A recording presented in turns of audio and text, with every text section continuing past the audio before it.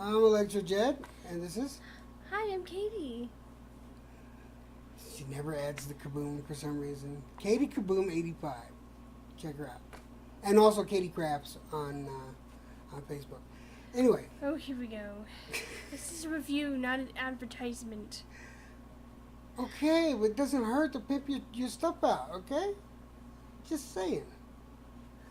Anyway, so we have a lot to talk about this season. Beyond the Wall, Game of Thrones, episode 6 it was, right? So we got one more episode left. Wait, that was episode 7. No, sweetheart, it's season 7, episode 6. Do I need to look it up on my phone? Yeah, sure. Go ahead. Dee doo dee doo dee doo dee. Dee doo dee doo dee.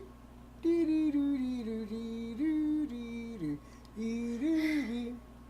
Dee dee dee dee dee. I'll give you some proper hold music. Dee. Yeah, it's episode 7. No, don't even try to lie.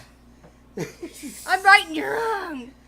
So, anyway, lot to talk about this season. This season opener, everyone's been calling the group that went beyond the wall with Jon Snow.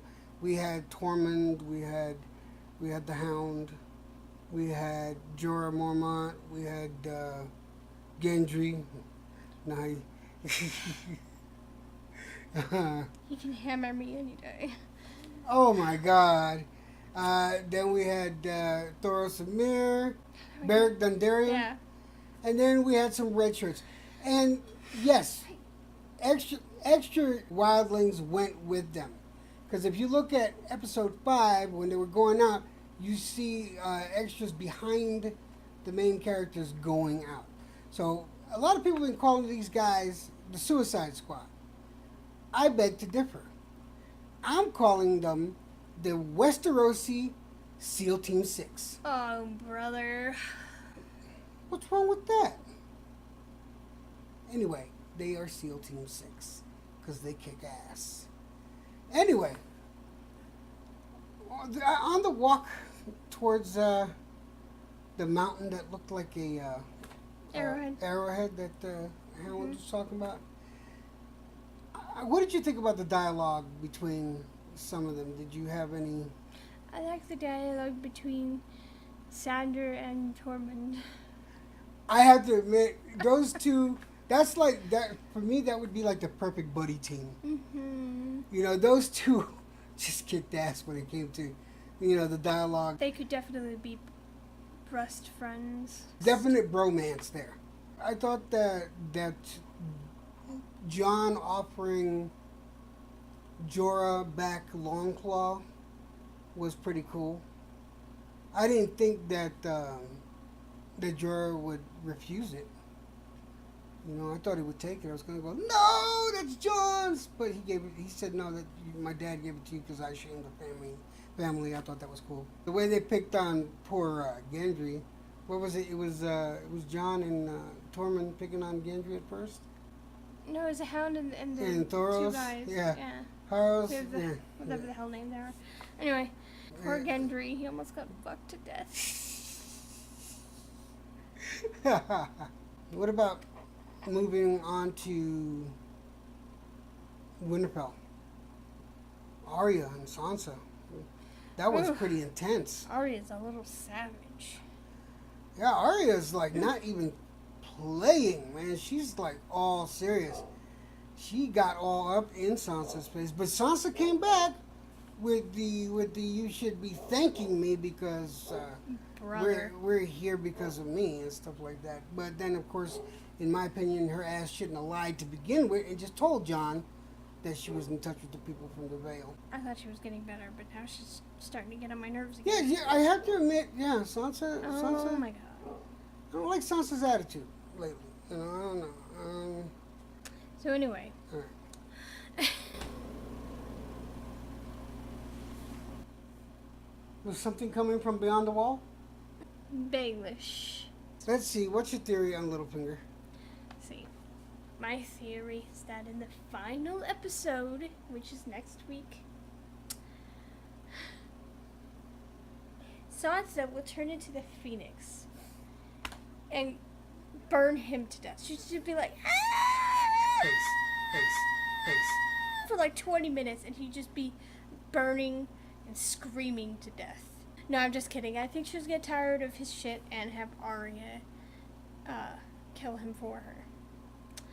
And I'm pretty sure Arya will be quite happy to do so. Yeah, Arya would definitely be happy. What do you think? Well, my personal opinion is this. I think that it's all a ruse.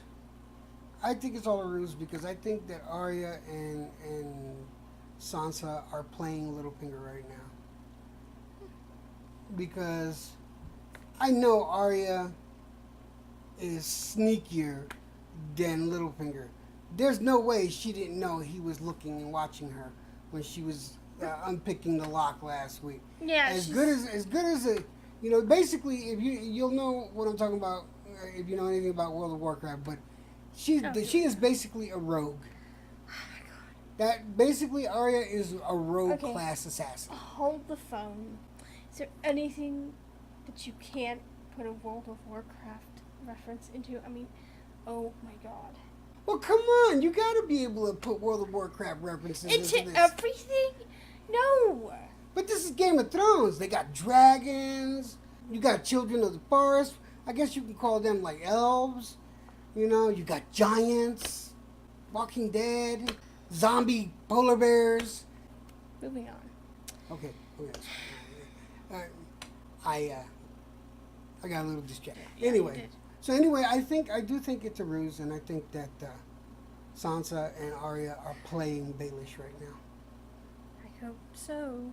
What was up with Tyrion and trying to find out who Daenerys' successor is going to be if something happens to her? Because I understood where she was coming from. You're worried about, if I die, you're worried about the succession. And when she told him, we'll worry about that after I get the throne. You know, I understand where Tyrion was coming from, but do you think there's ulterior motives there? Do you think Tyrion is, you know, has his own self-interest in I don't think he has his self-interests. You know, I don't think he's like trying to scheme behind her back.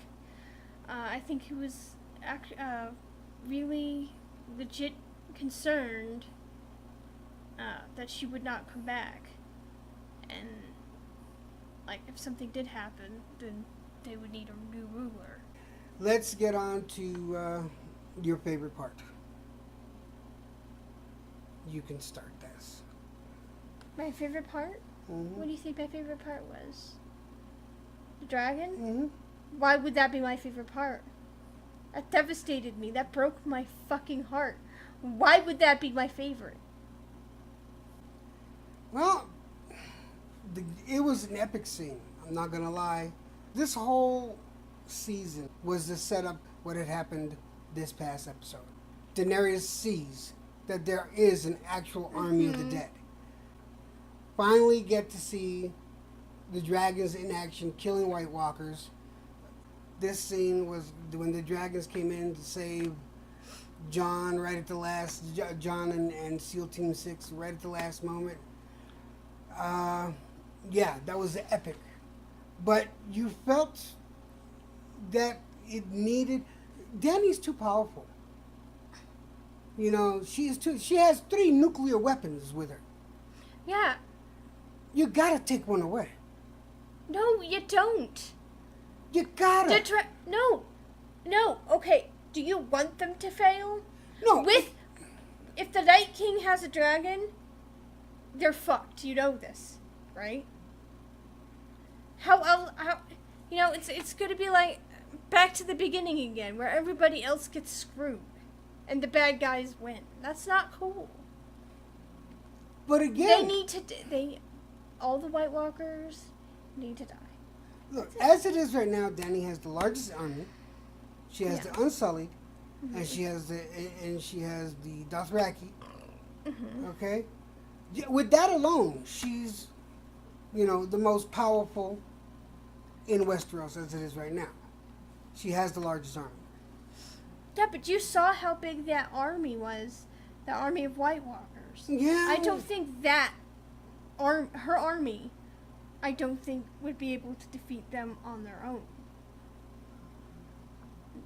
Granted, yeah, we need help from all the Yes. all seven realms. And this is where Jon Snow and Cersei come in. I understand.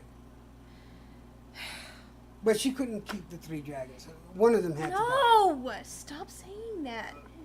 You're not allowed to watch this. I'm done. She's too powerful. This is why they took one of the dragons. Would you say that Dany was too powerful if it was a man? No, male or female has nothing to do with this. I'm just saying that she was too powerful.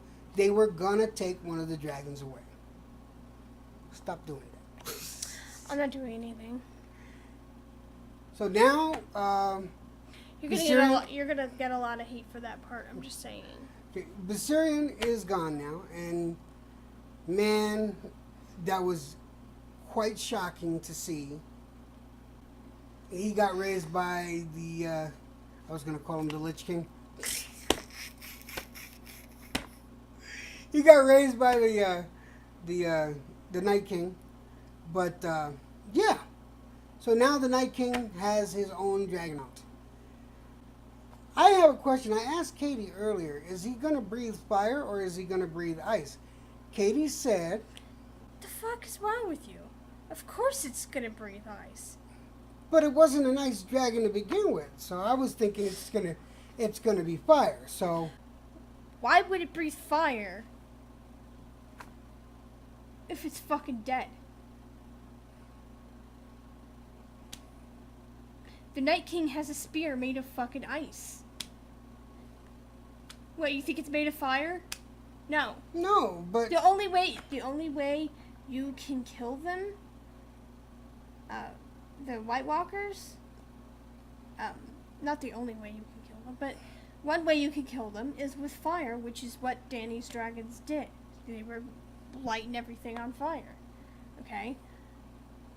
If this dragon breathed fire, that would set their army on fire too. They're not trying to kill their own army. Of course it's gonna breathe ice. Where did this come from? What do you think? it's fire. But okay, Are we gonna take bets? $10 it's fire. Is that a bet?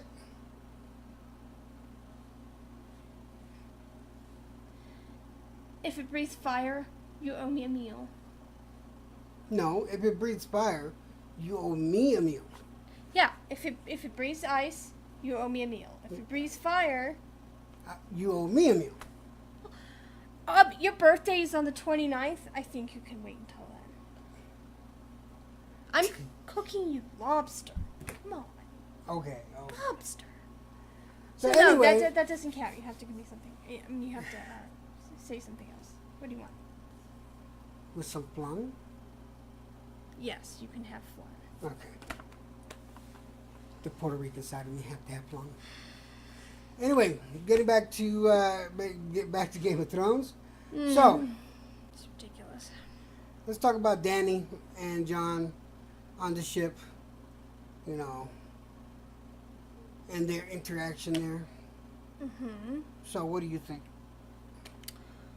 Well, I think she might be falling for him, but I think once she finds out who he is, she'll change her mind about him. Maybe? I mean, yes, I know there's going to be a lot of people saying that Targaryens are known for their incestual relationships in the past, but I don't think Dany's like that. Okay. You see how disturbed she was when her brother was touching her tits in the first episode? Yeah, I know what you mean. And I'm going to tell you, I feel similarly. I'm not rooting for a Dany, Jon Snow hookup for this reason only. I mean, you can't give Dany and Jon a free pass when everybody was disturbed about Jaime and Cersei. Okay? You can't give them a free pass. So, you know, one can't be right and the other one wrong. It's either wrong or it's right. But then it's got to be for both. So, I like the fact that they get along. They could love each other. That's totally possible. as family. You know, I'm hoping it ends up in that direction. Don't do that. Pay attention. I wasn't doing anything. But there's one more thing I wanted to talk about. You talking? Now, throughout this video, you've been seeing things pop up right around here, in between us. This one that I'm popping up there right now, I want you to take a minute to watch it. Now, if you notice, look at the hilt of the sword before John comes out. Take a close look. And as he's coming out, take a close look at the hilt of the sword, especially the eyes of the wolf. I need someone to tell me exactly what that's all about. Because that fucking threw me for a loop. I showed Katie that and she was like, and I had to watch it like 3 or 4 times. I wanted to make sure that it wasn't like, oh, it got wet and that's what it was. And no, that was the eyes opening on the hilt. What the hell was that all about? So it went from white to dark. Anyway, I got that question for you guys. Leave comments below. Let us know what you think. Thanks for watching the video. I'm electrojed. And I'm Katie Kaboom 85. See you next week.